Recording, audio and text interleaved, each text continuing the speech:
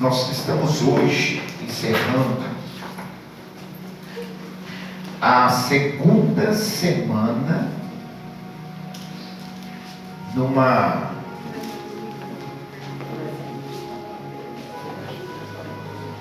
tempo de 40 dias. Nós estamos na segunda semana.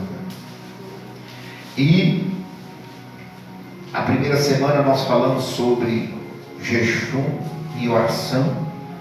E a segunda semana nós vamos encerrar hoje com cura e libertação.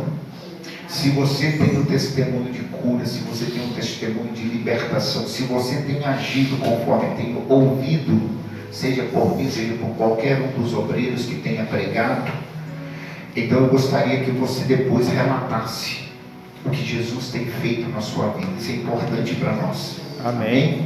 E mais importante para Jesus, porque Ele é glorificado. Amém.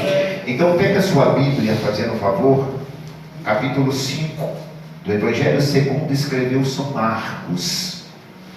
Capítulo 5, Evangelho segundo escreveu São Marcos. Nós vamos ver a partir do verso 1. Enquanto você procura, eu quero mandar um alô aí para a turma que está aí na internet, nos abençoando aí com a visitação no nosso site, Igreja Quadrangular de Bela Fama.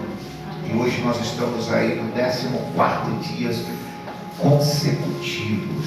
Você que tem nos dado e tem nos abençoado, continue nos abençoando. Dê aí o seu like, aciona aí o sininho, dá essa moral aí para o pastor, dá essa moral aí para nós aí. Amém? E com toda certeza você está sendo um evangelista. Você está propagando o evangelho de outra forma.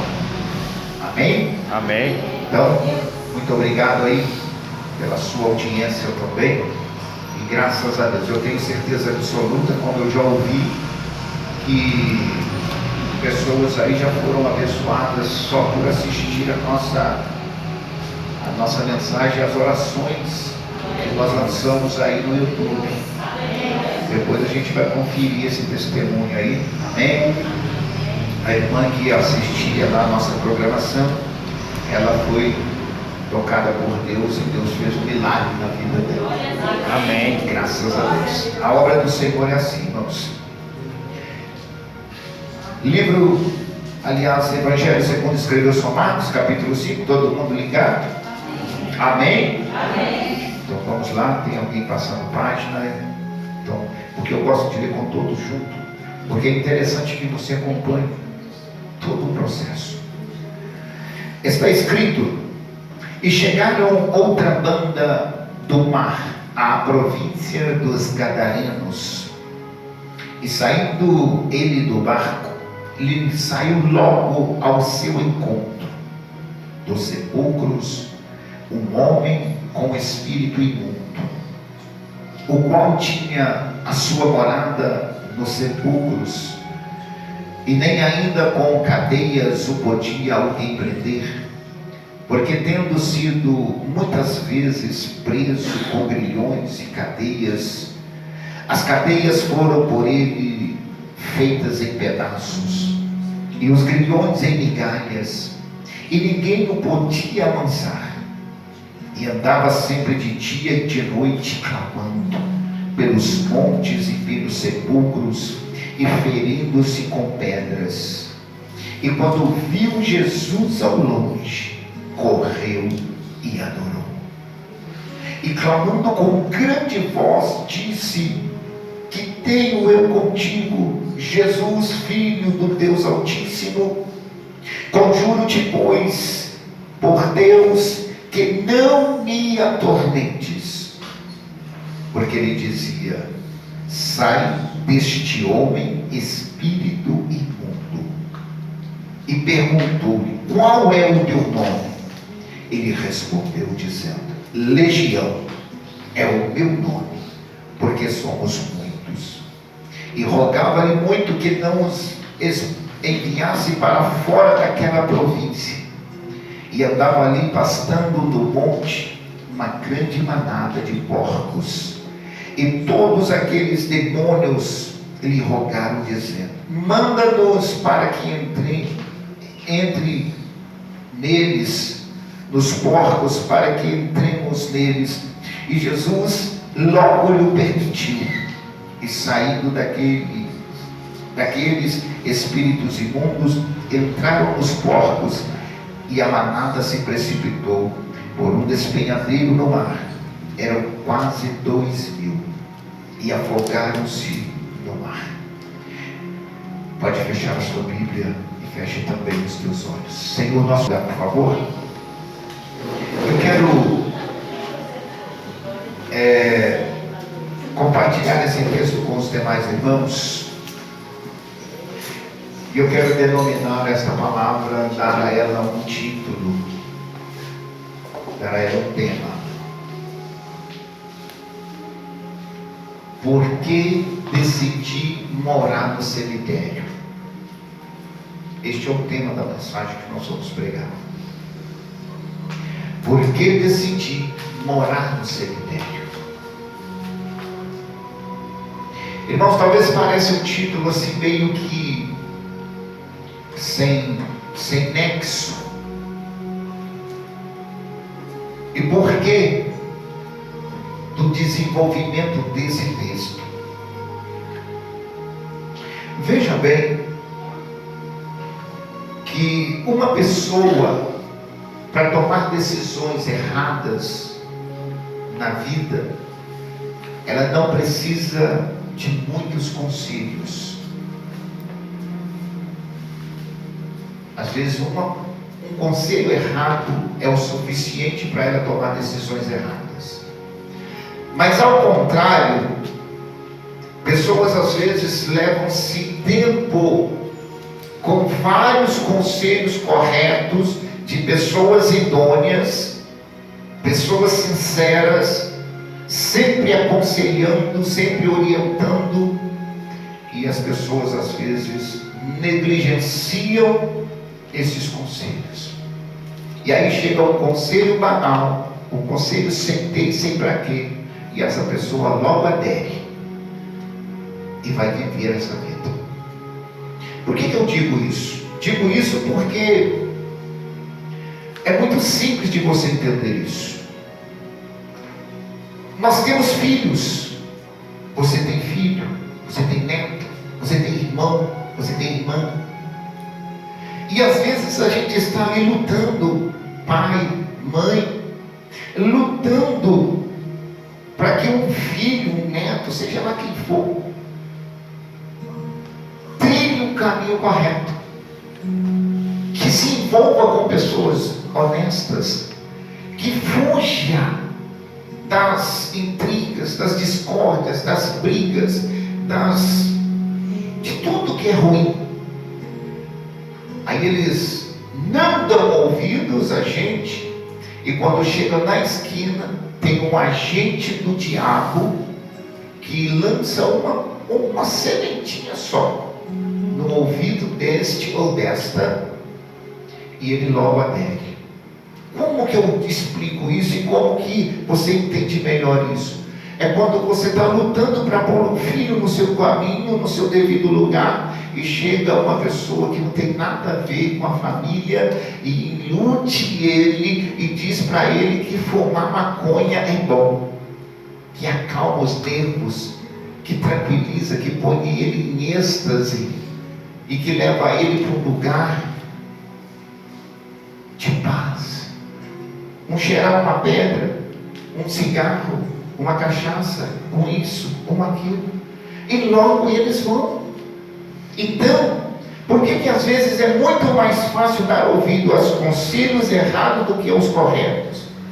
Porque há uma grande facilidade e probabilidade de que nós somos fracos.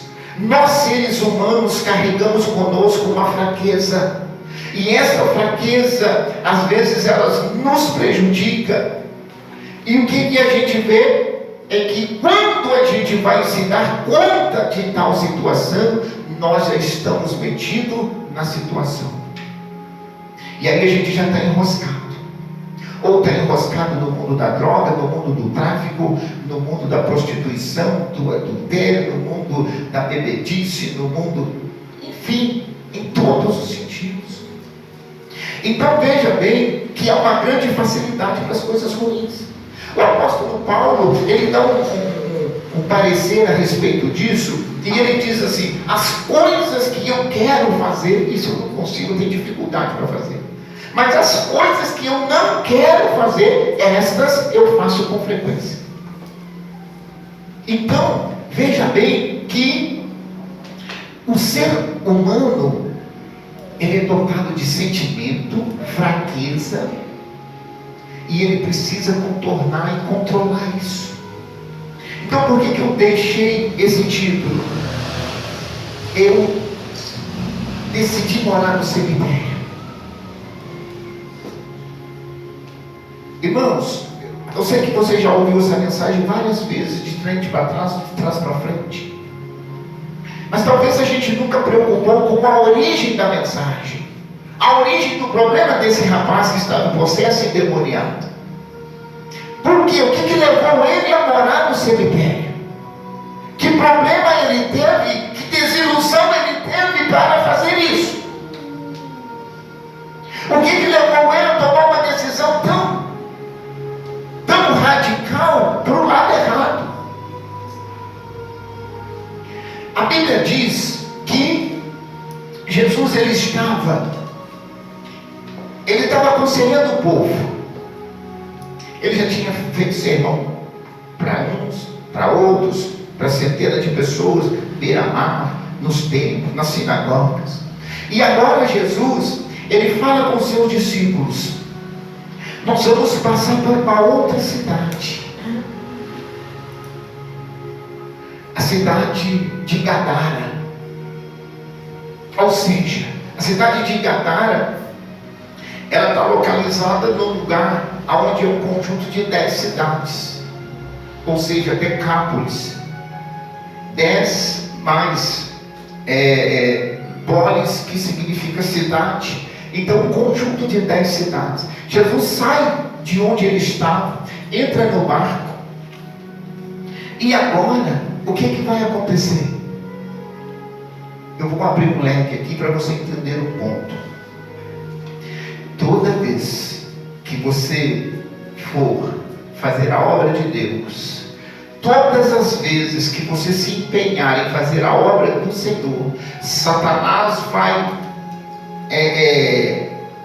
antecipar o que você vai fazer. Grava bem isso que eu estou te falando. Todas as vezes que você for se entregar para Deus, entregar na obra de Deus, fazer as coisas de Deus, fazer a coisa certa, Satanás ele vai anteceder. Isso aconteceu com Jesus. Veja bem que o que acontece? Jesus ele entra no barco junto com os seus discípulos, não é isso? O que acontece? O espírito imundo entra nas águas e entra no vento, ao ponto de querer fazer com que a embarcação fosse afundada. Da mesma forma, é claro que tem uma grande diferença de Jesus para Satanás. Satanás não é onisciente, não é onipresente, não é onipotente. Agora o Senhor Jesus já é isso tudo. O que você pensa, Satanás não tem poder para saber. O Espírito Santo já tem. Antes que nós falássemos, o Espírito de Deus já sabia que nós vamos falar, não é isso? Não é isso que a Bíblia diz? Amém. Satanás não tem condição de saber o que você está pensando. Mas a partir do momento que você abre a sua boca e que você pronuncia, o que vai acontecer? Satanás vai pegar a sua palavra, vai invertê-la no meio do caminho e vai trazer o transtorno que ele mesmo sabe operar muito bem. Então veja bem, quando Jesus ele entra no barco junto com os seus, uma grande tempestade acontece, ao ponto de querer afundar o barco. E Jesus, por sua vez, estava calmo e descansando. O que é normal do ser humano, descansar. Então o que acontece? Os discípulos então ficaram apavorados, porque as ondas eram altas, os ventos eram contrários, mas Jesus estava indo para onde? Para as terras de Gadara. Veja bem que quando Jesus pisa nessa terra dos gadarenos, que era um povo que não conhecia Deus, que era um povo, eu não vou dizer um povo, era um povo que era esquecido, vamos considerar assim, era um povo esquecido, porque eles davam muita atenção para judeu, mas para esse tipo de pessoas eles não ligavam tanto. Mas o que acontece? Quando Jesus chega na banda do mar, a província dos gadarenos, o que vem ao encontro dele? O endemoniado gadareno. Essa é a recepção que ele teve, a recepção de Jesus naquele lugar. O endemoniado vai encontrar com ele. Então veja bem o que acontece. E saindo ele do barco, e saiu logo ao seu encontro dos sepulcros um homem com espírito imundo, o qual tinha a sua morada nos sepulcros, e nem ainda com cadeia o podia prender. Por quê? Porque ele era violento, porque tendo muitas vezes preso com grilhões, cadeias foram elas feitas por eles em migalhas. Veja o verso 5, ele diz assim: e andava sempre de dia e de noite, clamando pelos montes e pelos sepulcros, e ferindo-se com pedras. Vê se você consegue imaginar a vida desta pessoa. Não fala a idade, se era um jovem, se já era um senhor mais maduro. Olha o perfil desse cara, olha a vida que ele tinha. Andava de dia e de noite. Esse cara não dormia, era perturbado. E o que ele fazia? Clamava pelos montes, pelos sepulcros, e ferindo-se com pedras. Aí eu quis saber o que a gente já sabe um pouco sobre essa questão clamar. Aí eu fui buscar algo que explicasse um pouquinho melhor isso. O que ele fazia quando ele clamava? Ele exigia,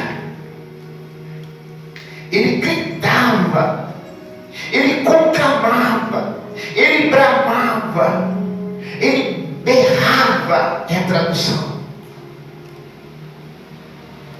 Quando essa pessoa ela está no seu tormento, não é porque ela quer, é porque o espírito que estava nele levava ele a ser esse tipo de pessoa perturbada, uma pessoa sem rumo. O que a gente encontra nessa vida aí que a gente anda? Um monte de pessoas que anda para baixo, anda para cima, todo sujo, saco sujo, cabelo sem pentear, não toma mais banho. Tudo processos de um espírito mau. Não, pastor, não é sempre não. Ninguém de sã consciência leva uma vida dessa não, meu querido. Ninguém que tem uma família organizada certinha leva uma vida dessa não. Ninguém quer essa vida não. Então veja bem que o que ele fazia? Ele berrava, ele clamava, ele exigia. O que ele clamava? Clamava por socorro. Você já observou que toda pessoa que é possessa de um espírito de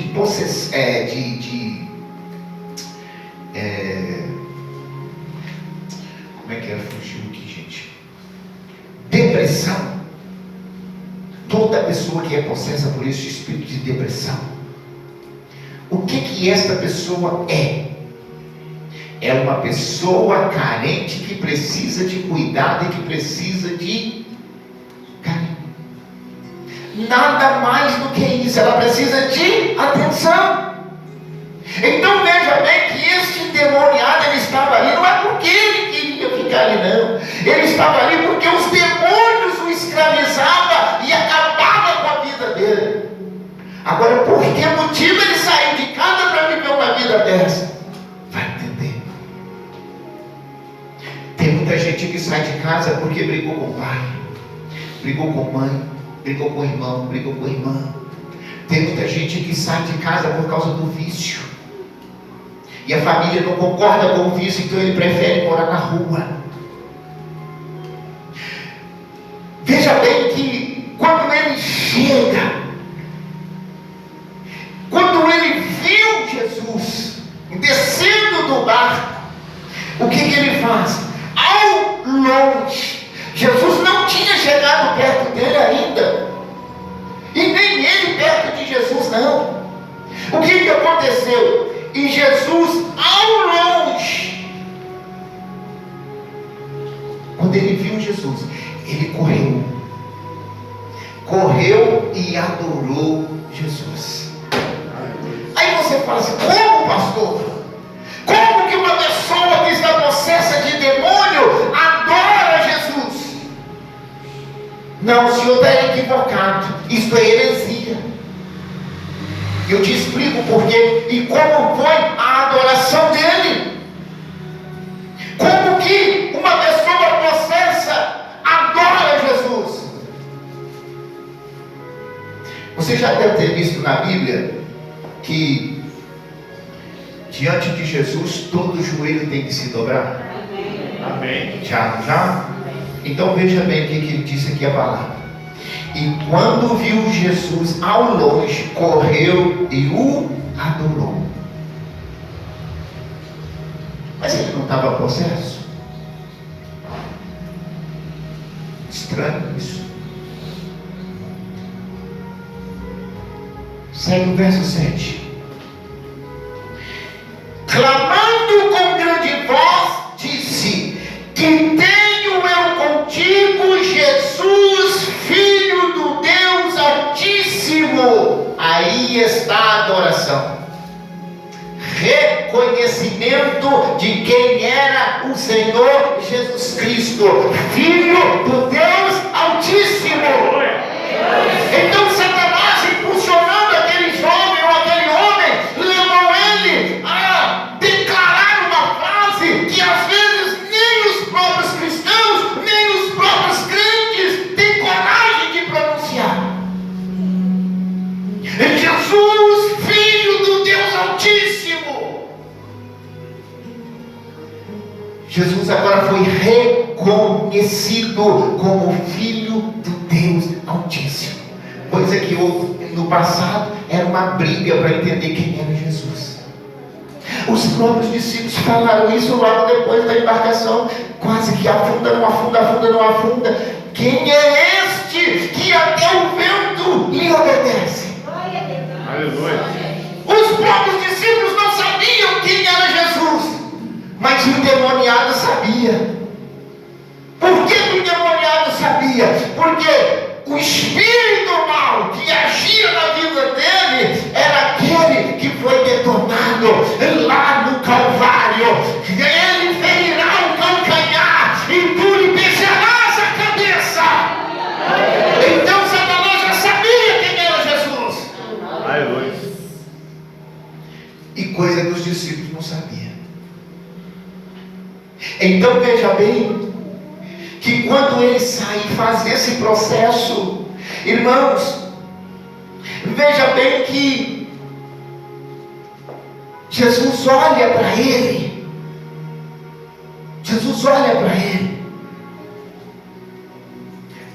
Aliás, voltando um pouquinho aqui, olha o que ele fala com Jesus: eu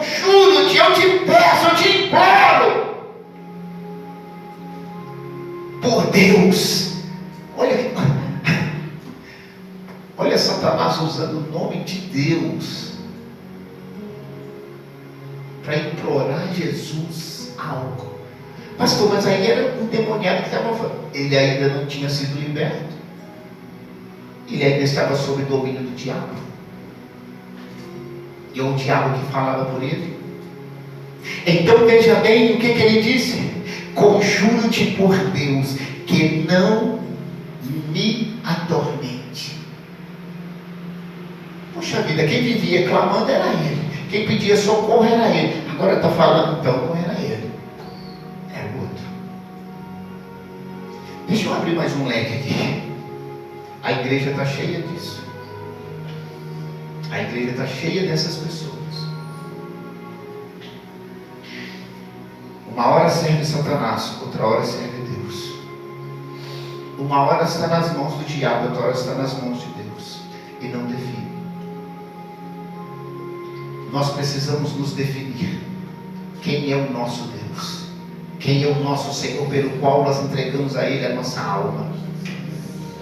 Nós precisamos definir isso, para que não haja nenhuma sombra de variação nas nossas decisões. Então veja bem que quando ele fala assim, olha o que Jesus fala: sai deste homem, espírito imundo. Você está achando que ele saiu? Ele ainda fez um monte de exigência. Se você falar assim, pastor, então Jesus obedeceu o espírito mal, né? Não me coloca nesse rolo. Tem coisa que Jesus aqui vai ter que explicar. Mas basicamente a gente entendendo por que ele permite os espíritos maus entrar nos porcos. Porque os porcos eram considerados para eles, judeus, um animal imundo, que não servia para consumo. Então para Jesus, tanto faz. Mas veja bem, eu já estou quase encerrando. Jesus liberta aquele rapaz. Jesus ora para ele, manda os demônios embora. Os demônios saem, entram numa manada de porcos, e os porcos eram quase 2.000 ou mais. Você já pensou? Um homem carregando espírito que possuiu 2.000 porcos. Um homem só. Por isso que o BO dele era completo. Cadeia não segurava, tranca não prendia, ninguém aguentava segurar. Um homem com 2.000 demônios no corpo. O que esse homem vai fazer? Então veja bem que Jesus liberta ele. Mas antes de libertar ele, eu quero falar uma coisa. Por que as pessoas saem de casa? Por que as pessoas tomam a decisão de morar no cemitério? Por que as pessoas tomam a decisão de viver o mundo lá fora? Sem comida, sem banho, sem proteção, sem coberta, sem nada. E vivem e dizem que está bem. O que aconteceu no lar dessa pessoa para isso chegar nesse ponto? Desentendimento familiar. Falta de diálogo dentro do lar. Falta de respeito dentro do lar. Porque quando ninguém entende ninguém dentro de casa, alguém tem que sair. Ou então da morte. Quando as pessoas não conseguem elas não são simpáticas umas com as outras, quando elas não conseguem ser amigas umas das outras, então alguém tem que separar. E esse demoniado resolveu: eu saio. Eu saio. O problema não estava no cemitério, o problema não estava nas ruas, o problema não estava nele gritar diante dos montes, o problema não estava nele se cortar com pedra, o problema não estava em que ele era possesso de demônios.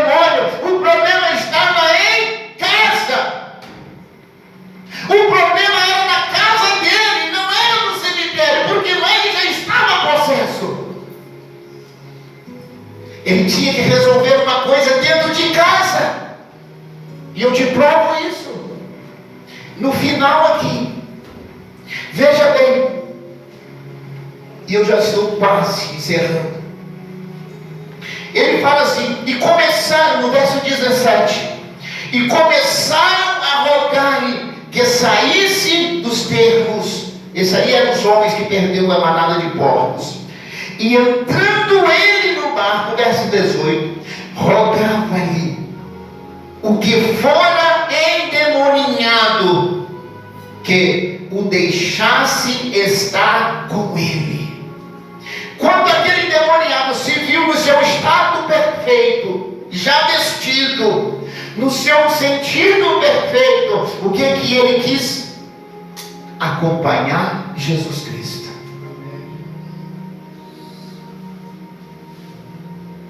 Todas as vezes que alguém te fizer um bem, você aproxima dela. A tendência é a aproximação. Jesus fez um bem na vida desse homem. Então ele fala assim, minha casa, eu saí de lá, é o inferno. Já que ele trouxe a paz para mim, eu vou seguir ele. Olha a resposta que Jesus dá para esse homem. Verso 18, ele pede para ir com Jesus. Verso 19, Jesus responde ele.